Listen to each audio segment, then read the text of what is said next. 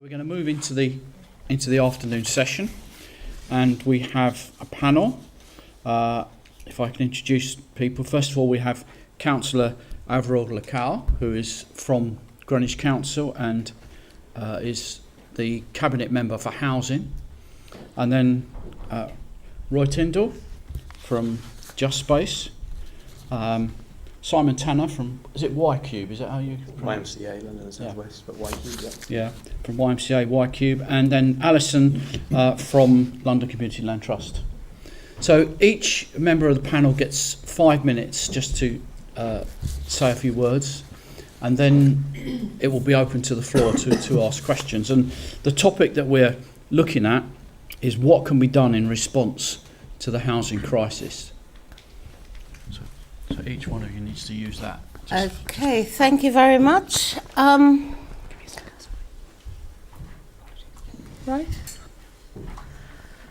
Thank you very much. I'm Averil, as introduced, and I've been a councillor in Greenwich for 3 years now, and having lived in the borough for 36 years. So my kids grew up here. And I'm finding more and more that a lot of the environment has changed. I got the pleasure of the brief that I was given in May of this year, having worked with health and chaired the health and older people scrutiny panel. So for me, it's been a very steep learning curve. It's all the research shows us that people feel that the country as a whole is very divided, and divided very much in terms of haves and have-nots. I can sit down here and tell you all the challenges, and I'm sure you've all gone through the challenges that we face in terms of housing. It is really one of the biggest crises we're facing of our times. And I think it's going to get even more difficult because I'm sure you've talked about the Homelessness Act. The bill, that's the bill. Oh, right, there's a homelessness bill that's going through Parliament. And that has the support of most of Parliament because in itself it appears to be very supportive of the homeless. But the reality is, if we have a problem now, that problem is going to increase tenfold once that act is through Parliament. The reason for that is that how we define somebody homeless, the goalpost is going to change. So where a lot of landlords, instead of in their short hold tenancies, would give notice to quit automatically, just as a means of either renegotiating the rent or deciding whether to extend the tenancy. Now, from that moment that's issued, that person is deemed homeless, and it would, from once the act is in place, and so the onus would be on the local authority to house that person. Where now the categories that need to be housed are limited, that's just going to go right across the board. We have a big problem in terms of sourcing accommodation. What's happening in Greenwich, for example, is that where our target in the homeless unit is to secure something like 200 private rental accommodations for those people that we find homeless and we need temporary accommodation for. That target we've just not even been able to touch upon it, because I think this year all we've been able to secure is 26. So that tells you if the local authority themselves cannot get private rented accommodation. One of the challenges is that we are competing with other inner London authorities which can buy up the rented sector and pay leases for up to 5 years. Most landlords would see that as assured rent. They don't have to worry about whether the tenant pays or doesn't pay. They know that they're going to get that. And they can set it at slightly higher rents than before. So for us, we are really trying to compete. And one of the things this borough has tried not to do is send people out of borough, if you like, because there's a lot of connection with the borough. A lot of people are finding themselves homeless, mainly from the private rental sector, because of course the landlords can just raise rents as and when they want. It's not really well policed, I think. And the other thing is that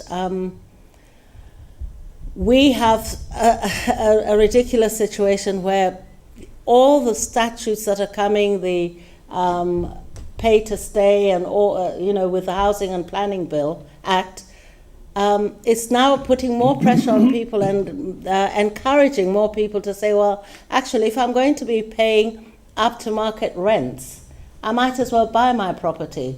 Well, you know that with the right to buy receipts, we only keep a third of that.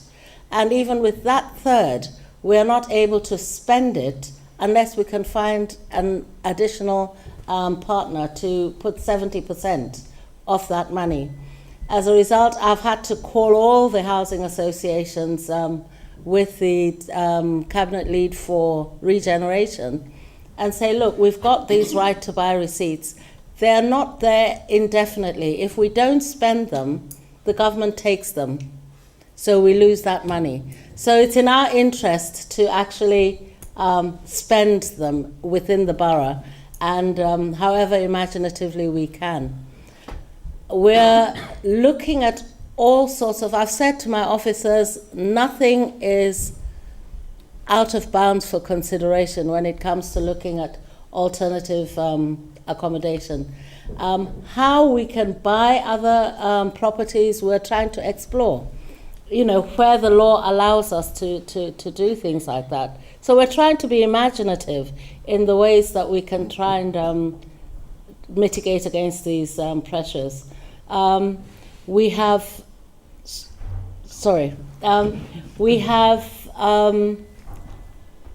one of the biggest building programs in London. Greenwich is had the third largest number of affordable homes built. Then we go to the question, what is affordable? If we go by the mayor's definition, affordable is 80%. And, if you say 80% of the market rent, for most of us, it's not affordable. Greenwich has always based it on about 30 to 45% market rent.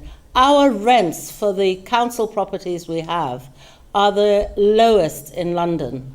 So when we have a stock of 24,000 properties that are charging lower than any other council in London, you can see why it's a concern for us when these definitions of affordability shift that much further than we know that our residents can actually bear.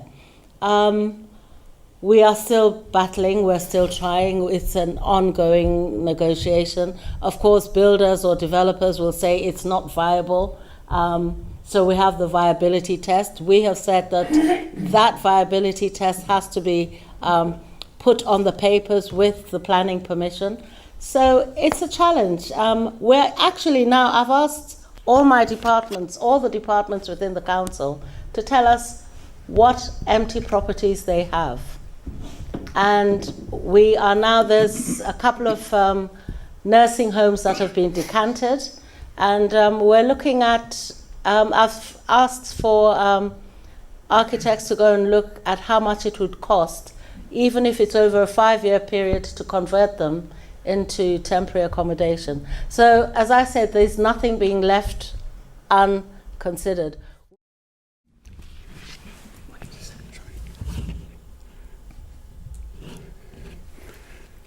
I am, in fact, a Greenwich resident and a Greenwich tenant. But I'm here representing an organisation known as JustSpace. I used to be a director and then chair of the London 21 Sustainability Network. And about a decade ago, we joined with other organisations to set up this new venture, JustSpace. Now, what is JustSpace? It's, I think, unique. It is a collection of voluntary organisations which include some pretty large, like the London Tenants Federation. It also includes graduate students in town planning and academics. And that is a rich and heady mixture. What do? We scrutinise the London plan. Now, if you think that's a simple job, just try it. You get the London plan by the kilo. And we are constantly going through it, looking at the next one to come, trying to find out what is wrong and how we can put it right. We have won some respect from the GLA in that the GLA asks us before each London plan to call a public meeting. But not only that, this year for the first time we've had meetings with the GLA economists who are producing the evidence for the next London plan. And that, believe me, is really a rich and rewarding experience. Not. At each meeting, there's about 5 or 6 of us. We're members of this little inner circle, which is called the Economic Planning Group. At each meeting, we mention the things that have been missed out, and they're all written down, and we'll put them in. The next time we come, we do it all again, because nothing ever gets added. We worked with building up a very good relationship with 2 parties, with Labour and with the Greens. And we had a lot of support from them. We had a meeting a few weeks back with the new Deputy Chairman of Planning, who is a Labour Party member of the Assembly. And we're talking about how we get through to dear Jules. We are not just about housing, we're about employment. So we are in the middle of a battle at the moment, Greenwich, on Charlton waterfront, on the loss of industry. We see this as all part of what constitutes a livable city. Local jobs, local homes. But yes, probably most of our time is spent on housing, on finding the deficiencies.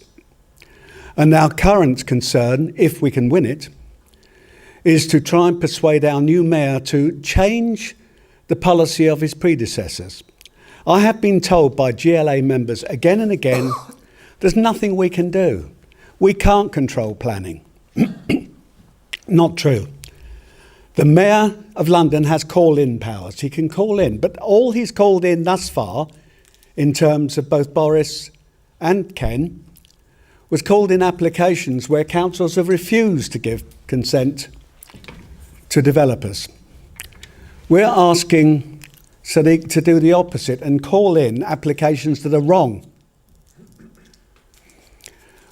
One last thing.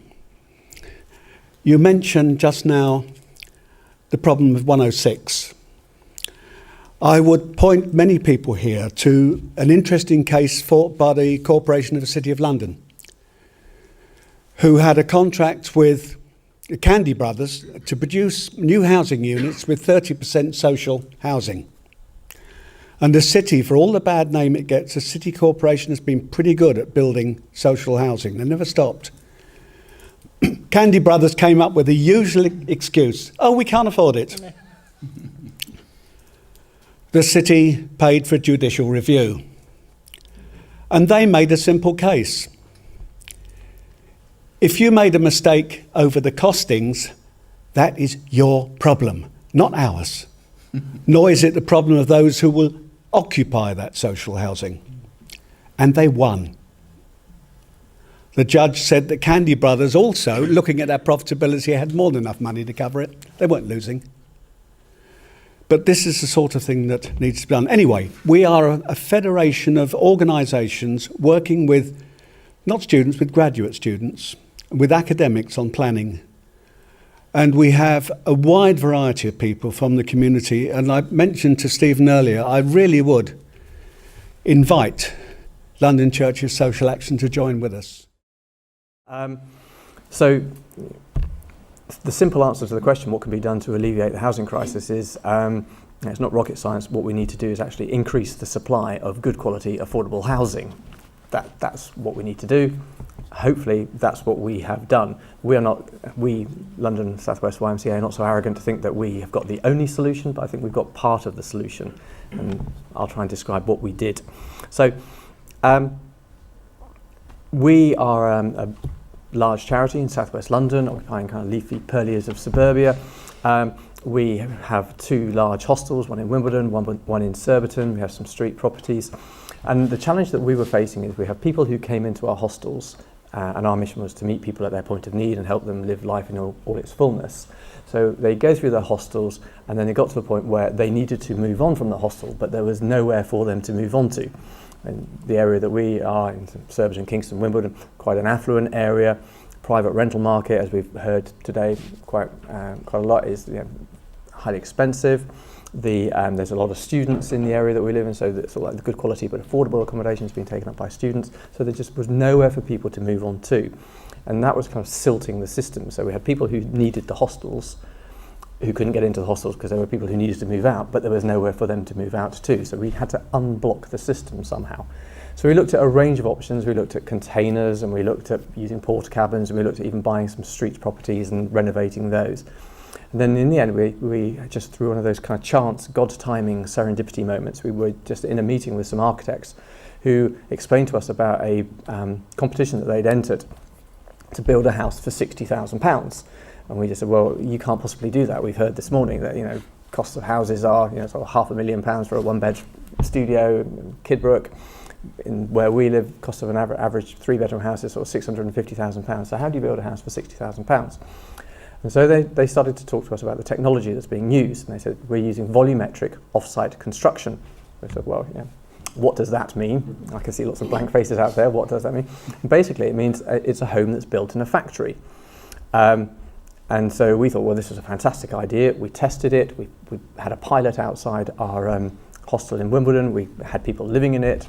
We had board members living in it, journalists, politicians, all trialling it. And we just thought, this is such a fantastic idea. Let's just go for it. And that was the genesis of YCube. We then subsequently acquired some land in Mitcham and actually built the first YCube development. So we started building that in March last year. We opened it in September last year, so a 5-month build program to actually build 36 homes, which is astonishingly quick. And that is YCube. So what is YCube? I keep on mentioning the term, but nobody actually knows what it is. What is YCube? YCube is a single bed, 1-bedroom unit, has its own front door, has its own bathroom, has its own bedroom, has its own little kitchen space within a large living room, 28 square metres. And they're basically built in a factory. They come on the back of a lorry and they get craned in like giant Lego, stacked up, one on top of the other. They're designed by Richard Rogers' firm, so good architectural credentials. They are warranted by a global consulting firm, so they have a design life of 60 years, so they're not going to fall apart. They're completely fundable. They're built to exacting factory standards. They have walls which are 30 centimetres thick, floors the same, ceilings the same, so they're very environmentally efficient, acoustically efficient and thermally efficient, so they are also very cheap to run. Everyone talks on about affordable housing, but actually affordability is not just the buying or the renting, but it's also the running. And so we reckon these ones will cost about £10 to £15 a month to run.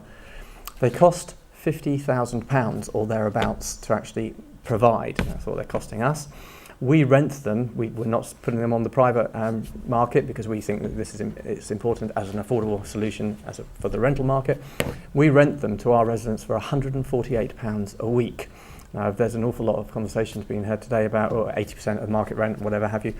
If you were trying to rent a room down the road in a shared house, it would cost you £225. So for £148, which is about, my rough math is about 60% of that, you get your own house, your own front door, your own space. So highly affordable, high quality, sustainable, very efficient to run. We built Mitcham. We could have sat back and patted ourselves on the back and said, well, that's it, we've done it, great, well done us. But there was so much interest and so much demand, we're actually rolling more out across the country, and London in particular. Happy to talk to anybody. But only for the rental market. We are not repeat, not putting these out into the retail market because we think that's where the need is. We're backed by the GLA. They've given us a grant so that if anybody's actually interested in building these, we can help fund them through a GLA grant.